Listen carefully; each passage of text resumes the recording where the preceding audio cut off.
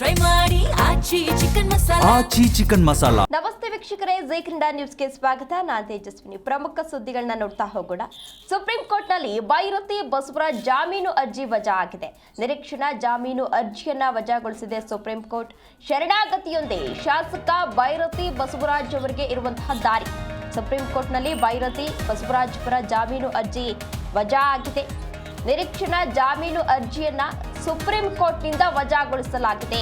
ಶರಣಾಗತಿಯೊಂದೇ ಶಾಸಕ ಭೈರತಿ ಬಸವರಾಜ್ ಅವರಿಗೆ ಇರುವಂತಹ ದಾರಿಯಾಗಿದೆ. ಬೆಂಗಳೂರಿನ ಸಿಐಡಿ ಕಚೇರಿ ಬಳಿ ಪೊಲೀಸ್ ಬಿಗಿ ಭದ್ರತೆಯನ್ನ ಈಗಾಗಲೇ ಒದಗಿಸಲಾಗಿದೆ. ಯಾವುದೇ ಕ್ಷಣದಲ್ಲಾದರೂ ಕೂಡ ಭೈರತಿ ಬಸವರಾಜ್ ಅವರನ್ನ ಅರೆಸ್ಟ್ ಮಾಡುವಂತಹ ಸಾಧ್ಯತೆ ಇದೆ. ಸಿಐಡಿ ಮುಂದೆ ಭೈರತಿ ಬಸವರಾಜ್ ಶರಣಾಗತಿಯಾಗುವಂತಹ ಸಾಧ್ಯತೆ ಇದೆ. ಭೈರತಿ ಬಸವರಾಜ್ಗೆ ಸುಪ್ರೀಂ ಕೋರ್ಟ್ ಈಗಾಗಲೇ ಶಾಕ್ ನೀಡಿದೆ. ಯಾವುದೇ ಕ್ಷಣದಲ್ಲಾದರೂ ಕೂಡ ಬಿಜೆಪಿ ಶಾಸಕರನ್ನ ಅರೆಸ್ಟ್ ಮಾಡುವಂತಹ ಸಾಧ್ಯತೆ ಇದೆ. ಕೋರ್ಟ್ ಮುಂದೆ ಶರಣಾಗುವಂತಹ ಸಾಧ್ಯತೆ ಇದೆ. ಸುಪ್ರೀಂ ಕೋರ್ಟ್ನಲ್ಲಿ ನಿರೀಕ್ಷಣಾ ಜಾಮೀನು ಈಗಾಗಲೇ ಅರ್ಜಿ ವಜಾ ಆಗಿದೆ. ಆ ಹಿನ್ನೆಲೆಯಲ್ಲಿ ಅವರನ್ನು ಅರೆಸ್ಟ್ ಮಾಡುವಂತಹ ಸಾಧ್ಯತೆ ಇದೆ. ಶಾಸಕ ಶರಣು ಬಗ್ಗೆ ಸುಪ್ರೀಂಗೆ ವಕೀಲರು ಮಾಹಿತಿಯನ್ನು ಕೂಡ ನೀಡಿದ್ದಾರೆ. ಬೆಂಗಳೂರಿನಲ್ಲಿ ರೌಡಿ ಶೀಟರ್ ಬಿಕ್ಲು ಶಿವ ಕೊಲೆ ಪ್ರಕರಣಕ್ಕೆ ಸಂಬಂಧಪಟ್ಟಂತೆ ಶಾಸಕ ಭೈರತಿ ಬಸವರಾಜ್ ಅವರ ನಿರೀಕ್ಷಣಾ ಜಾಮೀನು ಅರ್ಜಿಯನ್ನ ಹೈಕೋರ್ಟ್ ಈಗಾಗಲೇ ವಜಾಗೊಳಿಸಿತ್ತು. ಅದರ ಬೆನ್ನಲ್ಲೇ ನಿನ್ನೆ ಭೈರತಿ ಬಸವರಾಜ್ ಅವರು ಸುಪ್ರೀಂ ಕೋರ್ಟ್ಗೆ ಒಂದು ಅರ್ಜಿಯನ್ನ ಕೂಡ ಸಲ್ಲಿಸಿದ್ರು. ಇದೀಗ ಸುಪ್ರೀಂ ಕೋರ್ಟ್ ಶಾಸಕ ಭೈರತಿ ಬಸವರಾಜ್ ಅವರು ಸಲ್ಲಿಸಿದಂತಹ ನಿರೀಕ್ಷಣಾ ಜಾಮೀನು ಅರ್ಜಿ ವಿಚಾರಣೆಯನ್ನು ನಡೆಸಿ ನಿರೀಕ್ಷಣಾ ಜಾಮೀನು ಅರ್ಜಿಯನ್ನ ವಜಾಗೊಳಿಸಿದೆ. ವಿಚಾರಣೆಯ ವೇಳೆ ನಿಯಮಿತ ಜಾಮೀನಿಗೆ ಅರ್ಜಿ ಹಾಕಿ ಅಂತ ಹೇಳಿ ಸುಪ್ರೀಂ ಕೋರ್ಟ್ ವೇಳೆ ತಿಳಿಸಿತ್ತು. ಹಾಗಾಗಿ ಶಾಸಕ ಭೈರತಿ ಬಸವರಾಜ್ ಮತ್ತಷ್ಟು ಬಂಧನದ ಭೀತಿ ಎದುರಾಗಿದೆ. ಈಗಾಗಲೇ ಸಿಐಡಿ ಪೊಲೀಸರು ಲುಕ್ಔಟ್ ನೋಟಿಸ್ ಅನ್ನು ಕೂಡ ಜಾರಿ ಮಾಡಿದ್ದಾರೆ. ಬೆಂಗಳೂರಿನ ಹಲಸೂರು ಕೆರೆ ಸಮೀಪದ ಮನೆಯೊಂದರ ಎದುರು 2025ರ ಜುಲೈನಲ್ಲಿ ರೌಡಿ ಶೀಟರ್ ಬಿಕ್ಲು ಶಿವ ಅಲಿಯಾಸ್ ಬಿಕ್ಲು ಶಿವನ್ನ ಕೊಲೆ ಮಾಡಲಾಗಿತ್ತು. ಆ ಪ್ರಕರಣಕ್ಕೆ ಸಂಬಂಧಪಟ್ಟಂತೆ ಈಗಾಗಲೇ ಭೈರತಿ ಬಸವರಾಜ್ ಅವರ ಹೆಸರು ಕೂಡ ತಳಕಾಗ್ತಾ ಇತ್ತು.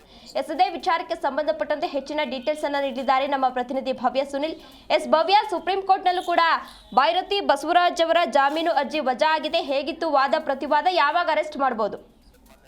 ಖಂಡಿತ ಅಂದ್ರೆ ಯಾವಾಗ ಬೇಕಾದ್ರೂ ಅರೆಸ್ಟ್ ಆಗುವ ಸಾಧ್ಯತೆ ಇರುವಂತದ್ದು. ಸದ್ಯ ಪೊಲೀಸ್ ಮೂಲಗಳ ಪ್ರಕಾರ ಮೊಬೈಲ್ ಸ್ವಿಚ್ ಆಫ್ ಮಾಡಿ ಅವರು ದುಬೈಗೆ ಪರಾರಿಯಾಗಿದ್ದಾರೆ. ಸೊ ಈ ಕಾರಣಕ್ಕಾಗಿ ಎಲ್ಲಾ ಏರ್ಪೋರ್ಟ್ ಗಳಲ್ಲಿ ಲುಕ್ಔಟ್ ನೋಟಿಸ್ ಜಾರಿ ಮಾಡೋದಕ್ಕೆ ಈಗಾಗಲೇ ತಯಾರಿ ನಡೆಸಿದ್ದಾರೆ. ಅಂದ್ರೆ ಲುಕ್ಔಟ್ ನೋಟಿಸ್ ಅಂದ್ರೆ ಒಂದು ವೇಳೆ ಆ ಏರ್ಪೋರ್ಟ್ ಗೆ ಬಂದಾಗ ಅವರನ್ನ ಕಂಡ್ರೆ ಅವರು ಈಗಾಗಲೇ ಅಂದ್ರೆ ಇದರಲ್ಲಿ ಅಪರಾಧದಲ್ಲಿ ಭಾಗಿಯಾಗಿರುವ ಕಾರಣಕ್ಕಾಗಿ ಪೊಲೀಸರಿಗೆ ಮಾಹಿತಿಯನ್ನ ಕೂಡ ಏರ್ಪೋರ್ಟ್ ನ ಇಂಟೆಲಿಜೆನ್ಸ್ ಅವರು ತಿಳಿಸಬೇಕಾಗುತ್ತೆ. ಪ್ರಮುಖವಾಗಿ ಬಿಕ್ಲು ಶಿವ ಕೊಲೆ ಪ್ರಕರಣಕ್ಕೆ ಸಂಬಂಧಪಟ್ಟಂತೆ ಭೈರತಿ ಬಸವರಾಜ್ಗೆ ನಿರೀಕ್ಷಣಾ ಜಾಮೀನನ್ನ ಹೈಕೋರ್ಟ್ ಅಂದು ನಿರಾಕರಿಸಿತ್ತು. ಇದನ್ನು ಪ್ರಶ್ನಿಸಿ ಇವರು ಸುಪ್ರೀಂ ಕೋರ್ಟ್ಗೆ ನಿನ್ನೆ ಅರ್ಜಿ ಹಾಕಿದ್ರು. ಇವತ್ತು ವಾದ ಪ್ರತಿವಾದ ಆಲಿಸಿರುವಂತಹ ನ್ಯಾಯಾಲಯ ಅವರ ಅರ್ಜಿಯನ್ನ ವಜಾ ಮಾಡಿರುವಂತದ್ದು. ಸದ್ಯ ಅವರನ್ನ ಈಗಾಗಲೇ ಸಿಐಡಿ ಪೊಲೀಸರು ಎಲ್ಲಾ ರಾಜ್ಯದ ಬೇರೆ ಬೇರೆ ಕಡೆಗಳಲ್ಲಿ ಕೂಡ ಹುಡುಕಾಟ ನಡೆಸಿದ್ದಾರೆ. ಮೂಲಗಳ ಮಾಹಿತಿ ಪ್ರಕಾರ ದುಬೈಗೆ ಪರಾರಿಯಾಗಿದ್ದಾರೆ ಅನ್ನೋ ಮಾಹಿತಿ ಕೂಡ ಇರುವಂತದ್ದು. ಅಂದ್ರೆ ಜುಲೈ 15ರಂದು ಬೆಂಗಳೂರಿನ ಭಾರತೀನಗರ ಪೊಲೀಸ್ ಠಾಣಾ ವ್ಯಾಪ್ತಿಯಲ್ಲಿ ರೌಡಿ ಶೀಟರ್ ಬಿಕ್ಲು ಶಿವ ಹತ್ಯೆ ನಡೆಯುತ್ತೆ. ಪ್ರಮುಖವಾಗಿ ಜಾಗದ ವಿಚಾರಕ್ಕೆ ಸಂಬಂಧಿಸಿದಂತೆ ಈ ಕೊಲೆ ನಡೆದಿತ್ತು ಅನ್ನೋ ವಿಚಾರ ಕೂಡ ಈಗಾಗಲೇ ಸಿಐಡಿ ಪೊಲೀಸರ ತನಿಖೆಯಲ್ಲಿ ಬಯಲಾಗಿರುವಂತದ್ದು. ಪ್ರಮುಖವಾಗಿ A1 ಆರೋಪಿ ಏನಿದ್ದಾನೆ, A1 ಆರೋಪಿಗೆ ಈ ಭೈರತಿ ಬಸವರಾಜ್ ಹಣ ಆಗಿರ್ಬೋದು, ಹಾಗೇನೆ ಕೊಲೆ ಮಾಡೋದಕ್ಕೆ ಪ್ಲಾನ್ ಆಗಿರ್ಬೋದು, ಕೊಲೆ ನಡೆದ ಸ್ಥಳಕ್ಕೆ ಇವರು ಹೋಗಿರುವಂತಹ ಎಲ್ಲಾ ಕುರುಹುಗಳು ಪೊಲೀಸರ ಕೈಯಲ್ಲಿರುವಂತದ್ದು. ಬಿಕ್ಲು ಶಿವ ಕೇಸ್ ನಲ್ಲಿ ಭೈರತಿ ಬಸವರಾಜ್ ಅವರು ಕೂಡ ಯಾವ ರೀತಿ ಪ್ರಕರಣದಲ್ಲಿ ಭಾಗಿಯಾಗಿದ್ದಾರೆ ಅನ್ನೋದಕ್ಕೆ ಎಲ್ಲಾ ರೀತಿಯಾದಂತಹ ಸಾಕ್ಷ್ಯಗಳು ಇರುವ ಕಾರಣಕ್ಕಾಗಿ ಇವರು ನ್ಯಾಯಾಲಯಕ್ಕೆ ಜಾಮೀನು ಕೋರಿ ಅರ್ಜಿ ಹಾಕಿದಾಗ ಕೂಡ ಸಿಐಡಿ ಪೊಲೀಸರು ಆಕ್ಷೇಪಣೆಯನ್ನ ಸಲ್ಲಿಕೆ ಮಾಡಿದ್ರು.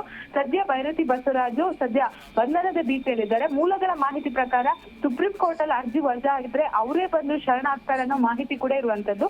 ಸೊ ಭೈರತಿ ಬಸವರಾಜ್ ಬಂದು ಶರಣಾಗ್ತಾರ ಅಥವಾ ಹೀಗೆ ತಲೆ ಮರೆಸ್ಕೊಂಡು ಇರ್ತಾರ ಅನ್ನೋ ಪ್ರಶ್ನೆ ಕೂಡ ಇಲ್ಲಿ ಉದ್ಭವ ಆಗುತ್ತೆ. ಯಾಕಂದ್ರೆ ರಾಜಕೀಯ ಜೀವನವನ್ನ ಕೂಡ ನೋಡ್ಬೇಕಾಗುತ್ತೆ. ಯಾಕಂದ್ರೆ KR ಪ್ರೋಮಲ್ ಆಗಿರ್ಬೋದು, ಇಲ್ಲಿ ಸುತ್ತಮುತ್ತ ಅವರ ಹೆಸರು ಕೂಡ ಬಹಳಷ್ಟು ಪ್ರಬಲವಾಗಿರುವಂತದ್ದು. ಸೊ ಒಂದು ಕೊಲೆ ಕೇಸಲ್ಲಿ ಮತ್ತೆ ಜೈಲು ಪಾಲಾದ್ರೆ ಅವರ ರಾಜಕೀಯ ಭವಿಷ್ಯಕ್ಕೆ ಬಹಳಷ್ಟು ಕುತ್ತು ತರುವ ಸಾಧ್ಯತೆ ಇರುತ್ತೆ. ಸದ್ಯ ಲೋಯರ್ ಕೋರ್ಟ್ ಆಗಿರ್ಬೋದು, ಹೈಕೋರ್ಟ್ ಆಗಿರ್ಬೋದು, ಸುಪ್ರೀಂ ಕೋರ್ಟ್ ಎಲ್ಲಾ ಕಡೆ ಕೂಡ ವಜಾ ಆದ ಕಾರಣ ಇವರಿಗೆ ಶರಣಾಗೋದು ಒಂದೇ ಆಪ್ಷನ್ ಇರುವಂತದ್ದು. ತೇಜಸ್ವಿನಿ. ಓಕೆ, ಧನ್ಯವಾದ ಭವ್ಯ ಸುನಿಲ್ ತಮ್ಮೆಲ್ಲ ಡೀಟೇಲ್ಸ್ಗಾಗಿ.